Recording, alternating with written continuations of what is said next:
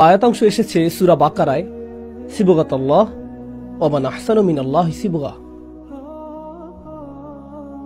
আক্ষরিক অনুবাদ হলো আল্লাহর রং, রঙের বিবেচনায় আল্লাহর চেয়ে উত্তম আর কে হতে পারে। এটাই হলো এই আয়াতাংশটির সরল বাংলা অনুবাদ। এই আয়াতটি রাসূল সাল্লাল্লাহু আলাইহি সাল্লামের উপর নাজিল হয় রাসূল সাল্লাল্লাহু আলাইহি সাল্লামের মদিনায় অবস্থানকালে। মদিনার ইহুদি সম্প্রদায়ের মাঝে একটা বিতর্ক চলছিল, আর তাদের বিতর্কের বিষয় ছিল ইসলাম কি আসলেই সত্য ধর্ম কিনা, আর রাসূল সাল্লাল্লাহু আলাইহি সাল্লাম কি সত্যিকারের রাসূল কিনা। আর কোরআন অত্যন্ত চমৎকার ভাবে এর জবাব দিয়েছে মদিনার ইহুদি সম্প্রদায়কে, এই কথা বলার মাধ্যমে যে যদি তোমরা বিশ্বাস করো যে তোমরাই সঠিক, তাহলে তোমাদের উচিত ইব্রাহিম আলাইহিস সালামের আনুগত্যের প্রশ্নে এই নবীর তুলনায় এগিয়ে থাকা। তো আসো দেখি কে ইব্রাহিম আলাইহিস সালামের রেখে যাওয়া আদর্শের অধিকতর নিকটবর্তী, তোমরা নাকি এই নবী। আর ইব্রাহিম আলাইহিস সালাম কোনো শিথিলতা ছাড়া নিজেকে সম্পূর্ণরূপে আল্লাহর ইচ্ছার কাছে সমর্পণ করেছিলেন। ইয ক্বালা লাহু রাব্বুহু আসলিম ক্বালা আসলামতু লিরাব্বিল আলামিন, অর্থাৎ যখনই আল্লাহ তাকে আত্মসমর্পণ করতে আদেশ করেছেন, তিনি ঘোষণা করেছেন আমি সম্পূর্ণরূপে আত্মসমর্পণ করলাম বিশ্বজাহান এবং সকল মানুষের প্রভুর সামনে। যখন আল্লাহ তার পুত্রকে হত্যা করার আদেশ করলেন, তখন তিনি ইতস্তত করেননি। যখন আল্লাহ তাকে বললেন আগুনে ঝাঁপ দাও, তখন তিনি ইতস্তত করেননি। তো বহুবার ইব্রাহিম আলাইহিস সালাম আল্লাহর নিকট আত্মসমর্পণ করেছিলেন, যেরকম ভাবে অন্য কেউ আত্মসমর্পণ করেনি। আর যদি ইহুদিরা দাবি করে থাকে যে তারা ইব্রাহিম আলাইহিস সালামের রেখে যাওয়া আদর্শের অনুসারী, কেন তারা আল্লাহর বাণীর সামনে আত্মসমর্পণ করা থেকে বিরত ছিল?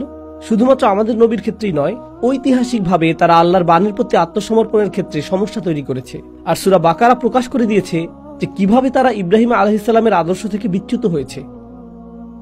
আর তারপর আল্লাহ এই অংশটি বর্ণনা করেছেন। এটা হলো কোরআনের একটি বর্ণনা ভঙ্গি, যাকে বলা হয় মাজাজ। মাজাজ হলো যখন আল্লাহ ভাষা ব্যবহার করে একটি বাস্তবতার বর্ণনা করেন, কিন্তু তার জন্য তিনি অভিধানে পাওয়া অর্থ ব্যবহার করেন না। আমি কিছু উদাহরণ দিচ্ছি যাতে এই জিনিসটা বুঝতে সহজ হয়, কারণ এটা শুধু এই প্রশ্নেরই উত্তর দিবে না, বরং এটা কোরআনের অন্যান্য অংশ বোঝার ক্ষেত্রে উপকারে আসবে। যদি আমি আপনাদেরকে বলি আমি একটি খেলা দেখেছি আর ওপেনিং ব্যাটসম্যানটা ছিল একটা সিংহ, এটা একটা ক্রিকেট ম্যাচ, আর ওপেনিং ব্যাটসম্যানটা ছিল একটা সিংহ। যারাই আমার কথাটি শুনেছে তারা বুঝবে যে ওপেনিং ব্যাটসম্যানটি কোনো পশু ছিল না, যাকে চিড়িয়াখানা থেকে মুক্ত করে হাতে একটি ব্যাট ধরিয়ে দেওয়া হয়েছিল। আমি যা বলছি তা হলো এই ব্যাটসম্যানটি ছিল নির্ভীক, সে মাঠে তার আধিপত্য প্রতিষ্ঠা করেছিল, আর সবাই তার ভয় ভীত ছিল, এবং সে তার শত্রুপক্ষকে নির্মূল করে দিয়েছিল, যা হলো একটি সিংহের অনুরূপ। কিন্তু নিঃসন্দেহে মানুষটি সিংহ নয়, সে মাংসাশী পশু নয়, সে অন্য পশুদের মাংস কাঁচা খায় না, সে দেখতে সিংহের মতো না, সে শুধুমাত্র একজন মানুষ। আমরা সবসময় এই ধরনের রূপক ভাষা ব্যবহার করে থাকি, এটি ভাষার স্বাভাবিক একটা অংশ। সূরা ফাতিহাতেও আমরা বলি ইহদিনাস সিরাতাল মুস্তাকিম, অর্থাৎ আমাদেরকে সরল সোজা পথ দেখান। এখন আপনি যদি আক্ষরিক অর্থে বলেন সোজা পথ, তার মানে একটি পথ নিশ্চয়ই আছে, আর আমরা আল্লাহর কাছে সেই পথের নির্দেশ চাচ্ছি যা আরবের মরুভূমিতে কোথাও ছিল। আর যখনই আপনি সেই পথে গাড়ি চালাতে সমর্থ হবেন, একমাত্র তখনই সরল পথের সন্ধান পাবেন। আসলে আল্লাহ এই পথের কথা বলছেন না, তিনি বলছেন একটা জীবন ব্যবস্থার কথা, জীবন পরিচালনা করার পদ্ধতির কথা, জীবনের বাস্তবতাকে দেখার একটি পদ্ধতির কথা, যা এতটাই সোজা যা সোজা আল্লাহর নিকটে পৌঁছে দেয়। আর এজন্য একে সরল সোজা পথের সাথে তুলনা করা হয়েছে। এটা এরকম যে আপনি আল্লাহর সাথে সাক্ষাৎ করার জন্য একটি সোজা পথ ধরেছেন। এই বিষয়গুলো মাথায় রেখে এই আয়াতে ব্যবহৃত মাজাজ অর্থাৎ ভাষার রূপক ব্যবহারটি বোঝার চেষ্টা করুন। কাউকে রং করা হচ্ছে, কল্পনা করুন কাউকে রং করা হচ্ছে। যেমন আমি যদি আপনার উপর রং ঢেলে দেই, আমি যদি আপনার উপর নীল রং ঢেলে দেই, তখন আপনি শুধুই নীল, অর্থাৎ আপনার প্রথম লক্ষণীয় বৈশিষ্ট্যটি হবে নীল রং। আমি যদি আপনার উপর লাল রং ঢেলে দেই, তখন পা থেকে মাথা পর্যন্ত আপনার সর্বাঙ্গেই মাখানো থাকবে লাল।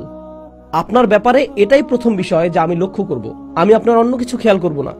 কেন এই লোকটি লাল, কেন এই লোকটি হলুদ, কেন এই লোকটি নীল, কেন এই লোকটি সবুজ, পা থেকে মাথা পর্যন্ত পুরোটাই এইরকম।